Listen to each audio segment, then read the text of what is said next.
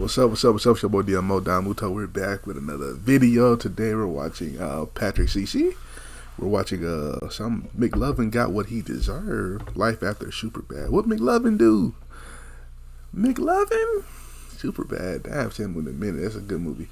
Yeah, man. He was.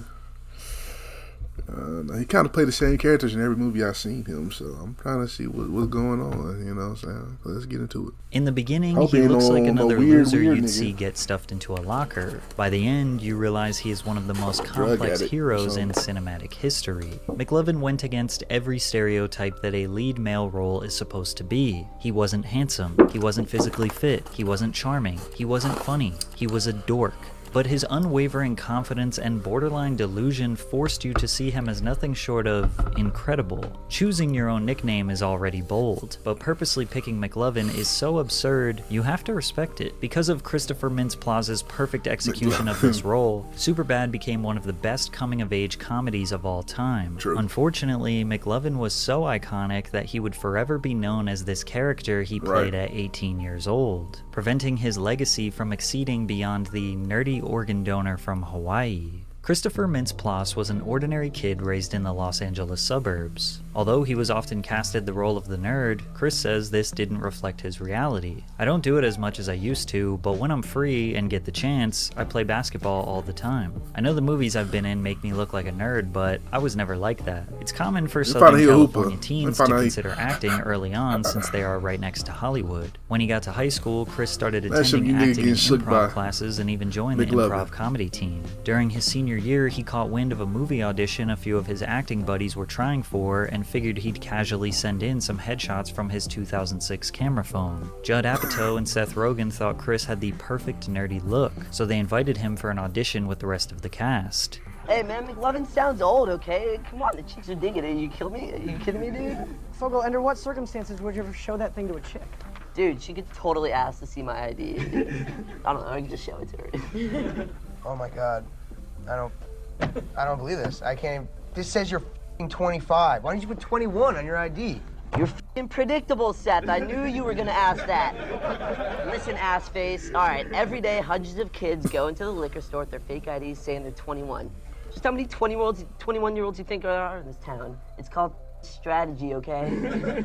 This was Chris's very first movie audition, and he perfectly played the role of the overconfident high school loser. But immediately after Chris's audition, Jonah Hill was like, not that guy. Superbad was a film written by Seth Rogen and his childhood best friend, Evan Goldberg. The plot loosely resembles their real experiences as teenagers. I wrote it in high school for the most part, so I mean, something would happen to us Monday, we'd write it in on Tuesday.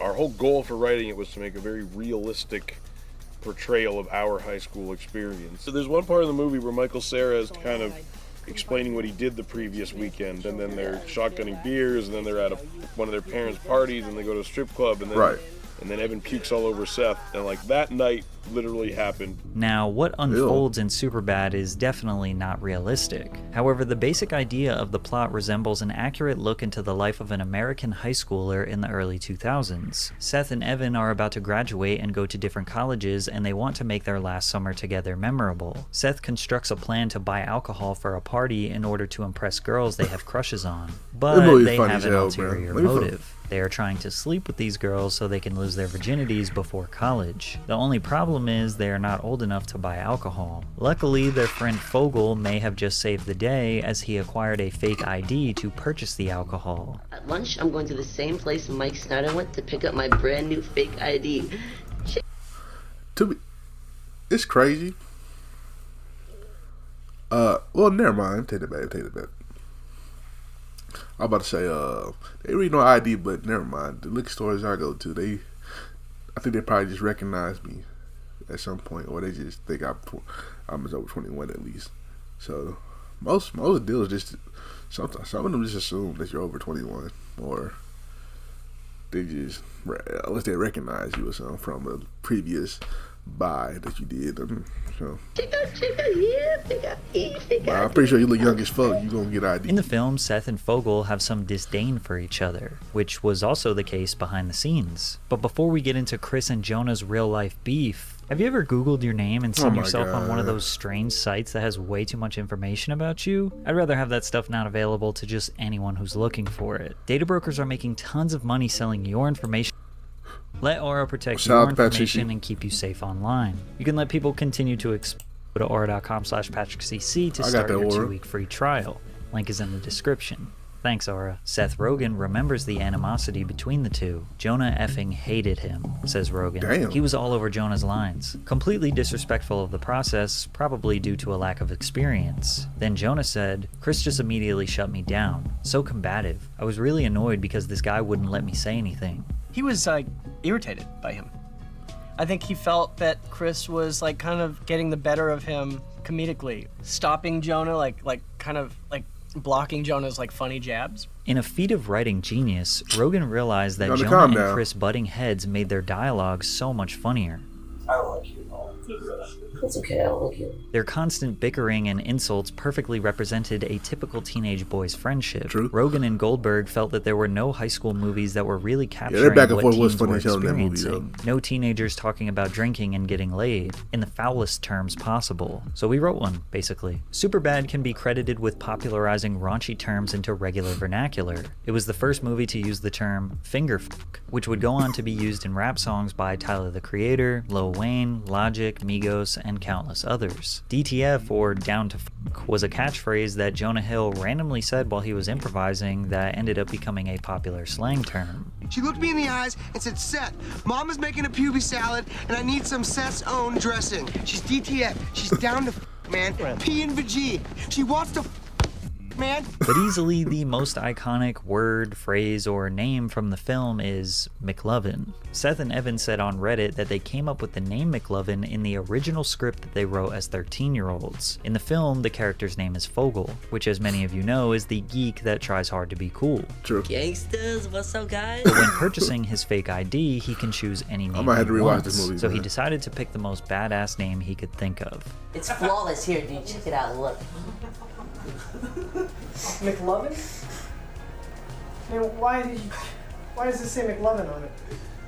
Well, they let you pick any name you want when you get down there. Fogel's dead set on McLovin being a great name. Combine that with his witty jabs at Seth, and he totally shifted the audience's feelings towards him. I mean, it's up to you, Fogel. This guy's either gonna think, here's another kid with a fake ID, a 25-year-old Hawaiian organ donor. Okay, so what's it gonna be? I am McLovin. McLovin becomes an audience surrogate I here. am They relate to McLovin. the feeling of being proud of an idea, but having someone like Seth constantly trying to bring them down. McLovin can't even wear a vest without Seth attacking him. Despite the constant hate, McLovin wants to be the boss, the hero, the man they can rely on to get the alcohol for the boys and the girls. But that's not how Seth sees it. Seth treats him like the fall guy. If McLovin gets caught with a fake ID, Seth and Evan won't get in trouble, and they can come up with another plan to win over the girls. I think this is a major reason why his character became so beloved. Despite being treated True. like crap, all of True. the stakes of this mission are riding on McLovin. He is taking on multiple different archetypes that are quintessential to the They bought a progression lot of of the liquor, plot. too. The cops then arrive at the liquor store and he has to be caught, right? I mean, surely they don't think his real name is McLovin and that this has got to be a fake ID. But no. They think his name is actually cool. They don't view him as a nerd, but rather an interesting organ donor from Hawaii, which sets up the rest of the movie for McLovin to just be unapologetically himself. Hey, did she say we're gonna get to like shoot somebody or something? Oh, God, I wish. Nah, it's probably just some lame house party. We'll drop you off after. Is that cool? Yeah, man. Show these f***ers how we roll. And despite him getting caught up with the cops, he still comes through with the alcohol, completing the original mission he set out to accomplish. Even Seth had to admit that McLovin is the man for that. We made it. We made it with the booze and everything. We made it. Well, this. Oh, he hit the. I can't believe you still have the liquor. It's awesome. Yeah, man. I told you the idea would work. I fooled those cops. I'm McLovin. Woo! I am McLovin. As if the He's him. story couldn't get any better for He really McLovin, main character he is for the real. only one out of the three that ends up getting laid. And since he was 17 years old during the film, his mother had to be on set watching her son perform his first sex scene. I got a boner. Good. And why not just put the cherry on top? He gets dragged out of the party fighting the cops, which impressed all of his peers, then ends the movie guns blazing. Break yourself, fool!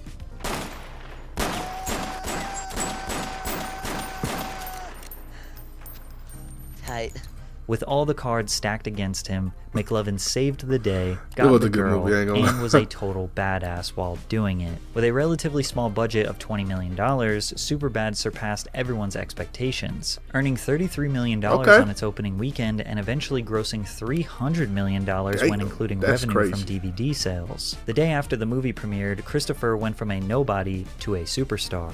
Literally the next day after it came out, I went into the same, Habit, which is but a older. joint down here in LA. Makes sense. And like people screamed at me from across the hall, McLovin, and chased me down, which was very alarming at age 18. Yeah. And very surreal and kind of cool. You know, I probably felt like I was the Beatles or something back then. He told People magazine, "It was very alarming for a 17-year-old person. I was trying to figure out who I was as a human being at the time, and then to have millions of people knowing you as McLovin was very intense." Mintz Plaza's performance earned him a nomination at the MTV Movie Awards for Best Newcomer. Superbad was an instant classic, and McLovin was a McIcon. The hip-hop community loved McLovin. Wiz Khalifa could be credited with being the first rapper to name drop him in his 2007 track Be Easy, where he says, "Yeah, the young and Superbad, you can call me McLovin." He was mentioned in quite possibly the biggest hip-hop collaboration of all time. In the 2009 track Forever, featuring Drake, Kanye West, Lil Wayne, and Eminem, Kanye says, "Superbad chicks giving me McLovin." In Kid Cudi and Ye's collaboration Erase Me, they hired Chris to perform as the drummer in the music video. Ironically, rappers' images are the antithesis of McLovin. They are typically seen as smooth-talking, womanizing, stylish, and all-around cool people. But as hip-hop grew into the most popular genre in the world, countless rappers glorifying McLovin made him this larger-than-life figure. A quick search through Genius and you will find McLovin being referenced in lyrics by just about every rapper you can think of. Chance the Rapper, Lil Pump, Tyga, Logic, 21 Savage, Megan Thee Stallion, Rich the Kid, Migos, the list. That gotta be like fire, bro. Like just being referenced in a song. I know women get referenced in a song all the time, but like in NBA players and whatever, or sports athletes in general. Like, but like, you know what I'm saying? But that's probably just like a fire moment that this popular rappers is, or whatever, artists just mention you in a song. That's probably like, oh shit, like that feel like your stardom is killing. Goes on forever. In a 2009 interview with Jonah Hill, he told MTV that he and Eminem were friends. Eminem says his favorite movie is Superbad, ever, of all time. He said if there was an award for best movie ever, he thinks Superbad should win. He quotes all the scenes to me. A viral YouTube sketch titled The Truth Behind Trapaholic's Voice helped certify McLovin in hip-hop even further. Chris is seen delivering some of the most iconic hip-hop vocal drops of all time. Real trap shit. Trapaholics. We make it look easy. Walk with your boys. Damn, son, where'd you find this? The video spread like wildfire, and even sparked a little challenge of people trying to recreate their version of the drops. Now, the Trapaholics vocal drops date way back to the early 2000s, but there were some people who genuinely believed Chris was the voice. Even the McLovin fake ID became a recognizable piece of history. In 2021, Blake Griffin wore a pair of basketball shoes designed around the ID, and thousands of replica cards still get sold every month on Amazon. Chris was stamped in pop culture as McLovin. He was a beloved icon, but as you can imagine, this made it very difficult for him to outshine the legacy of that role. Immediately after Superbad, Chris got a ton of visibility from Jimmy Kimmel when he was invited to do a comedic music video sketch that was jam-packed with A-list stars: Matt Damon, Ben Affleck, Robin Williams, Brad Pitt, and McLovin. He quickly secured another nerd role in the comedy film Role Models, alongside Paul Rudd and Sean William Scott, which generated nearly $100 million at the box office. Then followed that up with a tertiary role in Year One that just barely broke even in the box office. But his second most successful primary role was in the 2010 film Kick-Ass, which was about a nerdy high school student who decides to be a superhero even though he has no powers, training, or reason to even be a hero. Chris played the superhero Red Mist, and the film was a huge box office hit, earning about $100 million. Throughout the 2010s, he was a go-to tertiary character for comedy films. Pitch Perfect, This Is the End, The To-Do List, Neighbors 1 and Neighbors 2 were all big films that he can be seen in. However, it became clear that Christopher was being typecast in Hollywood, which is essentially when someone plays the same general character in every film. No matter what movie, Chris was always the nerd or the skinny weakling who isn't taken very seriously. And although some of the films were successful, none of them came close to eclipsing the domination of Superbad, which made every character he portrayed look like a lesser version of McLovin. People didn't even refer to Christopher Mintz-Plasse as his real name. They would say, oh, that movie has McLovin in it. I met someone at the Celtics game that's like, hey, McLovin. I'm like, yeah, what's going on? My name's Chris. And he's just like, I'm calling you McLovin. I don't care. I'm calling you this. And I'm like, all right. However, there are some benefits to being typecast. If you are in the right genre, which for Chris is comedy, you can easily get consistent work. Every time there is a goofy or raunchy comedy being made, Chris is seen as a viable option for a character. This has kept him very active, doing a major production every year for well over a decade. Like his most recent movie, Honor Society, is a high school teen comedy, but instead of being the nerdy student, he is the dorky teacher. He was also able to successfully enter the world of voice acting. DreamWorks Studios' animated film How to Train Your Dragon casted Chris as Fishlegs Ingerman, who is the resident dragon nerd and statistics guru. The film grossed $500 million, which was DreamWorks' highest grossing film outside of the Shrek series. I've never seen How to Train Your Dragon. Not only did he get multiple years of consistent work due to portraying Fishlegs, the film's success gave him a wide open door of opportunity as a career voice actor. He voiced Alvin in Paranorman, another $100 million success. He voiced King Gristle in DreamWorks' Trolls, a $350 million box office smash. He also earned a lead voice role in Blark & Son, which is a highly rated Comedy Central animated series with a cult fan base. But the other benefit of being typecast is that roles don't require much prep work. He shows up, performs as the character he always does with small changes, and collects a paycheck. This gives him a lot of free time to hone in on other passions, like music. Plasse invested some of his Superbad earnings in a drum kit to play in his band, the Young Rapscallions. However, after 8 years and only one EP, the band came to an end when the bassist decided to quit, but he didn't give up. Chris started a band with his childhood friends called Main Man. The indie alternative band grew up together in California. They found their sound by combining indie/psychedelic rock with surf and turf funk, which is a common sound from the Southern Cali area. Main Man has released 2 EPs titled Mistaker in 2017 and another in the same year titled Social Security Party. The band was never really able to get off the ground, and once the pandemic hit, that was kind of the end of their dream. But Chris's passion for music and performing is far too strong to quit. By mid-2021, he started playing in the band Bankweller and is still touring with them to this day. While some might think Christopher Mintz-Plasse's career is lackluster since he was not really ever able to surpass the legacy of McLovin, others look at his career as a massive success, being able to land multiple roles in TV shows, movies, and animated films every year since 2007. And on top of that, touring with a successful band and getting engaged to his longtime girlfriend. He is only in his mid-30s and likely has a long, consistent career ahead of him. He might even be able to outdo his 17-year-old role. But the best part is, he doesn't hate that we all love McLovin. He is honored. I guess I haven't been called McLovin in a year. I kind of miss it now. My ego kind of... Don't say that. No. But now, I take it... I think it's a sense of endearment. Like, it's cool that if I were to walk outside and someone said it, it's cool that they remember it 14 years later and still want to... Like I said, man, look, he had a successful career, man. Successful career. There's nothing wrong with being typecast sometimes, man. Like, fuck it. That's consistent work, consistent money, nigga.